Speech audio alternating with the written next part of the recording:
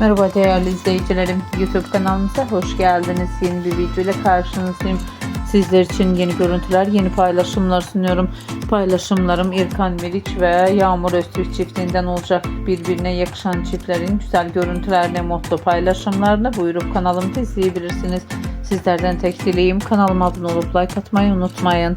Hoşça kalın, sağlıcakla kalın arkadaşlar.